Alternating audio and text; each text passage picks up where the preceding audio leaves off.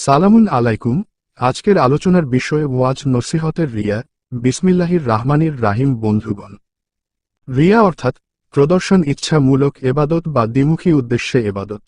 এই রিয়া থেকে বাঁচার জন্য বুজুর্গানে দিনগণ কতই না চেষ্টা করেছেন। এমনই একজন হজরত আবু হানিফা রহমতুল্লাহকে বিচারকের দায়িত্ব নিতে বললে তিনি পালাইয়া বেড়াইতেন। একদা সকলে জোর জবস্তি করিলে তিনি বললেন, আমি এ কাজের উপযুক্ত নই। অনুপযুক্ততার কারণ সকলে জানিতে চাইলে তিনি উত্তর করিলেন, আমার কথা সত্য হইলে এমন অনুপযুক্ত লোককে এই পদে অধিষ্ঠিত করা উচিত হবে না, আর যদি আমার কথা মিথ্যা বলিয়া বিবেচিত হয় তাহলে এমন মিথ্যাবাদী লোকও এই পদে নিযুক্ত করা সমীচীন নহে। প্রিয় বন্ধুগণ, ওয়াজ নসিহত ও শিক্ষা দান কার্য এবাদতে পরিগণিত হয়। যে সমস্ত বক্তা, শিক্ষক, ওস্তাদ ও পীরগণ এই কার্যে সম্পৃক্ত আছেন তাহারা সর্বসাধারণের নিকট সম্মানের পাত্র বটে। কিন্তু ওয়াজ নসিহত ও শিক্ষা প্রদান কার্যে যদি এবাদতের নিয়তে না করিয়া কেবল মাত্র ধন ও মান লাভের উদ্দেশ্যে ওয়াজ নসিহত করা হয়, তবে উহা পরিত্যাগ করা মানুষের জন্য ফরজ হইয়া দাঁড়ায়। এই শ্রেণীর কোন লোক যদি বলে যে, তবে আমি কি করিব, তবে লক্ষ্য করিয়া দেখিতে হইবে তাহার ওয়াজ নসিহত ও শিক্ষা প্রদান কার্যের দ্বারায় লোকের কোনো উপকার যদি না হয় বরং তাহাদের অপকার হয়, তবে আমরা তাহাকে উক্ত কার্য হইতে বিরত থাকিতে বলিব। যেমন, কোনো বক্তা বা শিক্ষকের বক্তৃতার মধ্যে ছন্দ মিলের ছড়াছড়ি, বাকচাতুর্য, হাস্য রসিকতাপূর্ণ গল্প থাকিলে শ্রোতাবর্গের মনোযোগ খানিকক্ষণের জন্য আকর্ষণ করিয়া থাকে বটে, কিন্তু তাহাতে কোনো ফলোদয় হয় না। কিংবা যে বক্তার বক্তৃতায় এমন বাক্যসমূহ বিজড়িত থাকে যে শ্রোতার অন্তরে আল্লাহ তাআলার দয়া ও রহমতের ভরসা প্রদান পূর্বক তাহাদিগকে পাপ কার্যের প্রতি সাহসী করিয়া তোলে, যে শিক্ষক ছাত্রদিগকে কেবল বিবাদ বিসম্ববাদ বিরোধিতা এবং তর্ক বিতর্ক শিক্ষা দিয়া থাকেন, এ সমস্ত বিষয় মানব হৃদয়ে শত্রুতা ও অহংকারের বীজ বুনিয়া দেয়। এরূপ বক্তা বা শিক্ষককে আমরা বক্তৃতা করিতে নিষেধ করিব, কেননা ইহাতে বক্তা এবং শ্রোতা উভয়ের হিতসাধন করা হয়।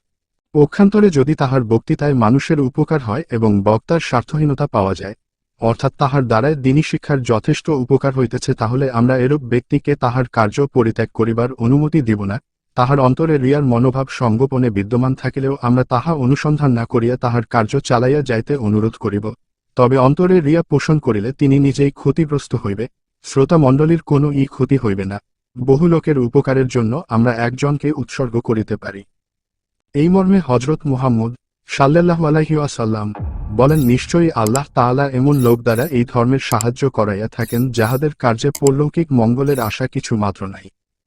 সুতরাং রিয়ার মনোভাব লইয়া যাহারা উপদেশ বা শিক্ষা প্রদান করিয়া থাকেন, এই হাদিসে তাদের বর্ণনা করা হইয়াছে। বন্ধুগণ, আধ্যাত্মিক বিদ্যার সহিত সম্পর্কহীন আলেমগণের দিকে দৃষ্টি নিক্ষেপ করিয়া দেখো তাদের অবস্থা কিরূপ। আধ্যাত্মিক বিদ্যার আশ্রয় গ্রহণ না করা পর্যন্ত তাদের মধ্যে কেহ প্রকৃত খোদাভীরু হতে পেরেছেন কি? এরকম উপদেশমূলক ওয়াজ নসিহত শুধু পাপ ও অহংকার বৃদ্ধি করে। অনর্গলভাষী পেশাদার বক্তাগণ বাছিয়া বাছিয়া নিজেদের বক্তৃতার অন্তঃসার শূন্য অথচ সুশ্রাব্য ছন্দযুক্ত মন মাতানো বাক্যসমূহ ব্যবহার করিয়া থাকে। খুঁজিয়া খুঁজিয়া এমন মনোমুগ্ধকর ও শিহরণমূলক বিষয় অবলম্বনে বক্তৃতা করেন যাহা শ্রবণে শ্রোতাবৃন্দ মোহিত হইয়া মুহুর্মুহু হর্ষ বিষাদ কিংবা তাকবীর ধ্বনিতে আকাশ বাতাস মুখরিত করিয়া ফেলে। এ সকল বক্তার উদ্দেশ্যে জনকল্যাণ নহে, বরং অর্থ ও সস্তা বাহবা অর্জন করা। আবার কোনো কোনো বক্তা এমন বিষয় অবলম্বনে বক্তৃতা করেন যাহাতে বিভিন্ন মতবাদের প্রতি কটাক্ষ করা হয়। তাহা শ্রবণে মতবাদ বিশেষের প্রতি শ্রোতামণ্ডলীর মনে অযথা বিরক্তি ও ঘৃণা উৎপন্ন হয়। সাধারণ লোকেরা উহাকে ধর্মীয় উপদেশ মনে করিয়া থাকে, কিন্তু বাস্তবিক তাহা নহে। এ সমস্ত বিষয় জনসমাজের হৃদয়ে অহংকার, হিংসা ও শত্রুতার বীজ বপন করিয়া থাকে। অতএব এই শ্রেণীর বক্তা বা শ্রোতামণ্ডলীর অন্তরে ক্ষুধাভীতি ও পরলৌকিক চিন্তা জনিত মনোব্যথা উৎপন্ন করিয়া তাহাদের মন ভাঙ্গিয়া দিতে তো পারে না, অধিকন্তু বক্তার হৃদয় অহংকার এবং আত্মঘৃণা বাড়াইয়া দেয়।